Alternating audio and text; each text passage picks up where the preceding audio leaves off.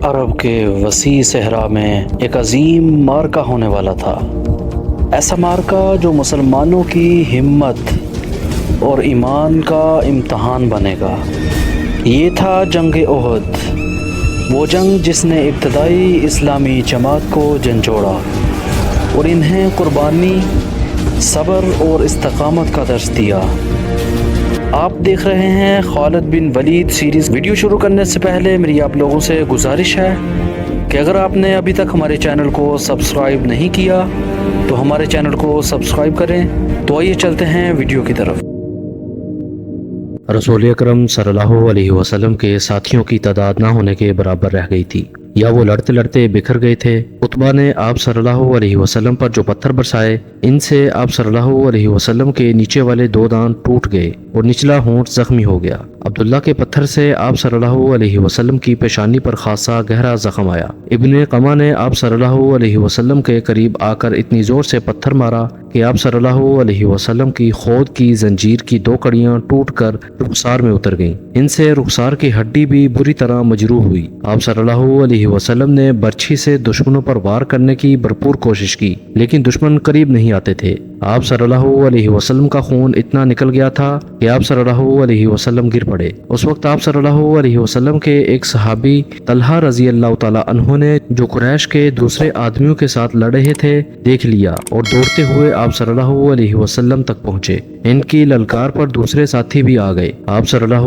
علیہ وسلم کو پتھروں سے گرانے والے قریش آپ صلی اللہ علیہ وسلم پر تلواروں سے حملہ کرنے ہی والے تھے کہ سعد بن ابی وقاص رضی اللہ تعالی عنہ نے اپنے سگے بھائی عتبہ پر حملہ کر دیا۔ عتبہ اپنے بھائی کا غیظ و غضب دیکھ کر بھاگ نکلا۔ طلحہ رضی اللہ تعالی عنہ نے رسول خدا صلی اللہ علیہ وسلم کو سہارا دے کر اٹھایا۔ آپ صلی اللہ علیہ وسلم پوری طرح سے ہوش میں تھے۔ اس دوران آپ صلی اللہ علیہ وسلم کے ساتھیوں نے ان آدمیوں کو بھگا دیا جنہوں نے رسول کریم صلی اللہ علیہ وسلم پر حملہ کیا تھا۔ مورخ لکھتے ہیں کہ سعد بن ابی وقاص رضی اللہ تعالی عنہ پر قابو پانا مشکل ہو رہا تھا۔ سعد کہتے تھے، میں اپنے بھائی کو قتل کر کے اس کے جسم کے ٹکڑے کر دینا چاہتا ہوں جس نے میری موجودگی میں میرے نبی صلی اللہ علیہ وسلم پر حملہ کیا ہے۔ وہ اکیلے ہی قریش کی طرف دوڑنے کی کوشش کرتے تھے۔ انہیں بڑی مشکل سے روکا گیا۔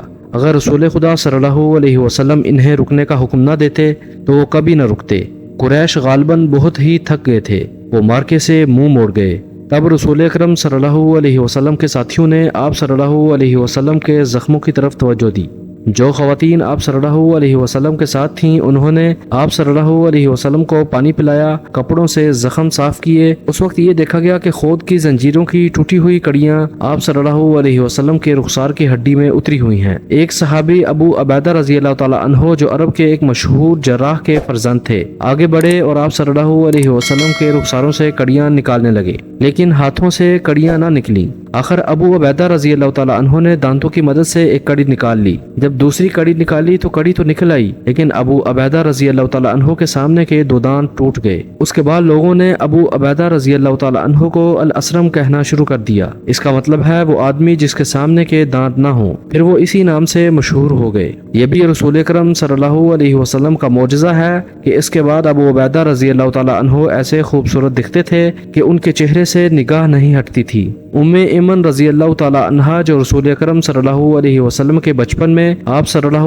علیہ وسلم کی دائیا رہ چکی تھیں، آپ صلی اللہ علیہ وسلم پر جھکی ہوئی تھیں۔ اس وقت تک آپ صلی اللہ علیہ وسلم کی طبیعت سنبھل چکی تھی۔ اچانک ایک تیر ام ایمن رضی اللہ تعالی عنہا کی پیٹھ میں اتر گیا اور اس کے ساتھ ہی دور سے ایک کہکا سنائی دیا۔ سب نے ادھر دیکھا تو قریش کا ایک آدمی حبان دور کھڑا ہنس رہا تھا۔ اس کے ہاتھ میں کمان تھی، یہ تیر اسی نے چلایا تھا۔ وہ ہنستا ہوا پیچھے کو مڑا۔ رسول خدا صلی اللہ علیہ وسلم نے ایک تیر سعد بن ابی وقاص رضی اللہ تعالی عنہ کو دے کر کہا، یہ شخص یہاں سے تیر لے کر ہی واپس جائے۔ سعد رضی اللہ تعالی عنہ نے، جو تمام قبائل میں تیر اندازی میں خصوصی شہرت رکھتے تھے، کمان میں تیر ڈال کر حبان پر چلایا۔ تیر حبان کی گردن میں اتر گیا۔ سعد رضی اللہ تعالی عنہ کے تمام ساتھیوں نے بڑی زور سے کہکا لگایا اور حبان نے ڈگمگاتے ہوئے چند قدم اٹھائے اور وہ گر پڑا۔ آج خالد جب مدینہ کی طرف بڑھتا جا رہا تھا اور احد کی پہاڑی पहाड़ी उफक से ऊपर ही ऊपर उठती आ रही थी, उसे अपने कुछ साथी याद आने लगे। अकीदों के इख्तलाफ ने भाई को भाई का दुश्मन बना दिया था, लेकिन खालिद को यह ख्याल भी आया कि बाज लोग अपने अकीदे को इसलिए सच्चा समझते हैं कि वो इसके पैरोकार होते हैं। हक और बातिल के फर्क को समझने के लिए बड़ी मजबूत शख्सियत की जरूरत होती है। एक सवाल इसे परेशान करने लगा, मैं मदीना क्यों जा रहा हूँ? अपना अकीदा मदीना वालों पर ठूंसने के लिए या इनका अकीदा अपने ऊपर मुसल्लत करने के लिए? इसे अबू सुफियान की आवाज सुनाई दी, जो एक ही रोज पुरानी थी। क्या ये सच है कि तुम मदीना जा रहे हो? क्या तुम्हारी रगों में वलीद का खून सफेद हो गया है? सहरा में जाते हुए उन आवाजों ने कुछ दूर तक इसका ताक़ुब किया, फिर वो अपने उन दोस्तों की याद में खो गया जिनके खिलाफ वो लड़ा और जिनका खून इसके सामने बह गया था।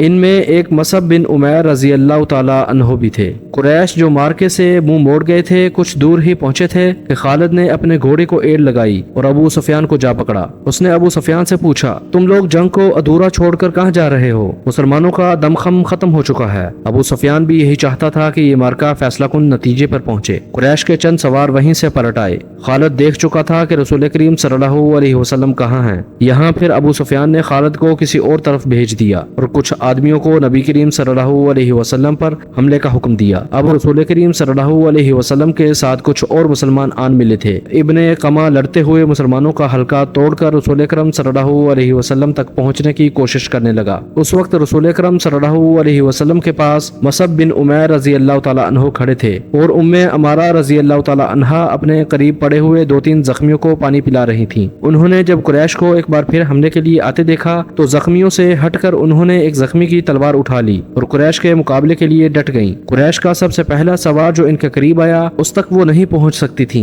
इसलिए उन्होंने तलवार से इसके घोड़े पर ऐसा वार किया कि घोड़ा गिर पड़ा। सवार घोड़े की दूसरी तरफ गिरा। उम्मे अमारा रजी अल्लाह तआला अन्हा ने घोड़े के ऊपर से कूदकर कुरैश के उस आदमी पर वार किया और उसे जख्मी कर दिया। वो उठा और भाग खड़ा हुआ। मसअब बिन उमैर रजी अल्लाह तआला अन्हु का कद और शक्ल सूरत भी रसूल करीम सल्लल्लाहु अलैहि वसल्लम के साथ नुमाया मुशाबत रखती थी। इब्ने कमा मसअब बिन उमैर रजी अल्लाह तआला अन्हु को रसूल खुदा सल्लल्लाहु अलैहि वसल्लम समझकर इन पर हमला आवर हुआ। मसअब रजी अल्लाह तआला अन्हु तैयार थे। उन्होंने इब्ने कमा का मुकाबला किया, फिर दोनों में तेग जनी हुई, लेकिन इब्ने कमा का एक बार मसअब बिन उमैर रजी अल्लाह तआला अन्हु पर ऐसा भरपूर पड़ा कि वो गिरे और शहीद हो गए। मसअब बिन उमैर रजी अल्लाह तआला अन्हु बहुत लाडों में पले नौजवान थे, लेकिन तदफीन के वक्त उनका कफन भी अधूरा था। उम्मे अमारा रजी अल्लाह तआला अन्हु ने मसअब बिन उमैर रजी अल्लाह तआला अन्हु को गिरते देखा। गैज़ो गज़ब से इब्ने कमा पर तलवार का वार किया, लेकिन इब्ने कमा ने जरा पहन रखी थी और वार करने वाली एक औरत थी, इसलिए इब्ने कमा को कोई जख्म न आया।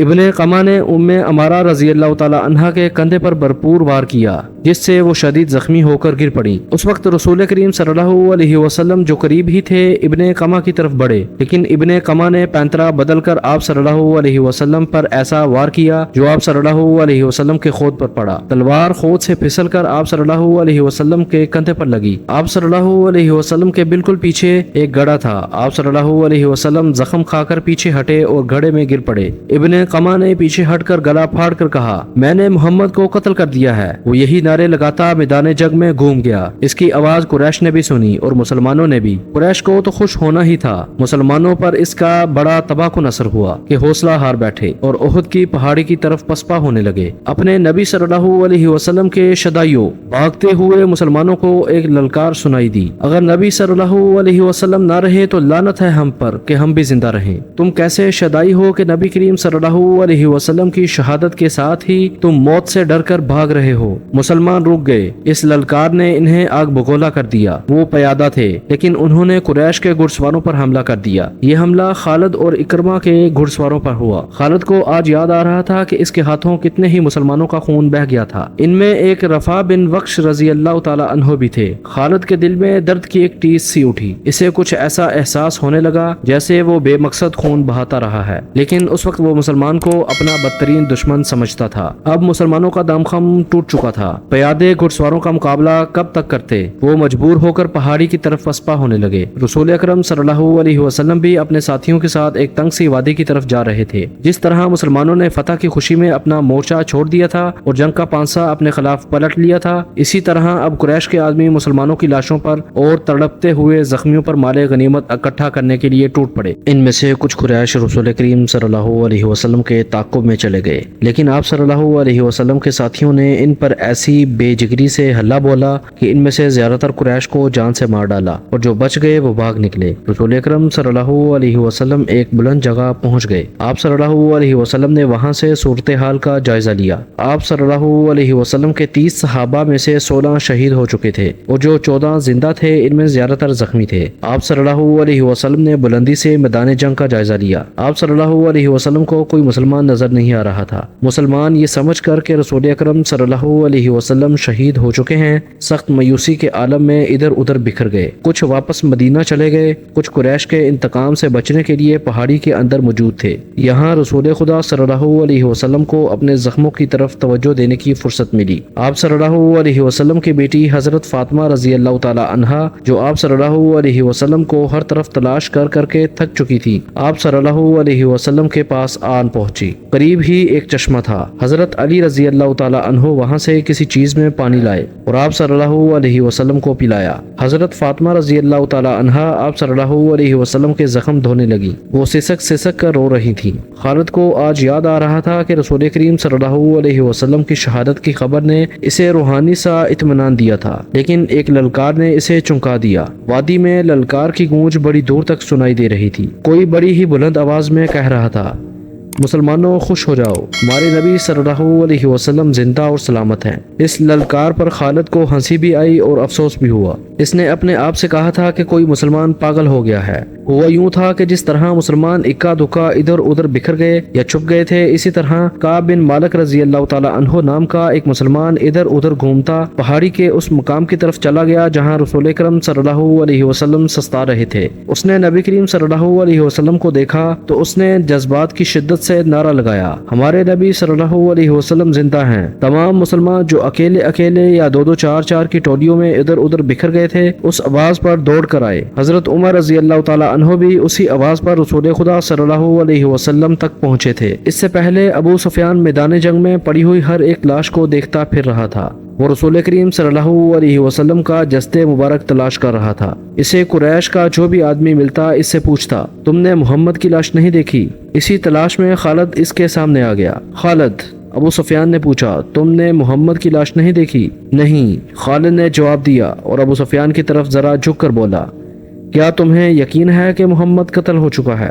ہاں، ابو سفیان نے جواب دیا۔ وہ ہم سے بچ کر کہاں جا سکتا ہے؟ تمہیں شک ہے؟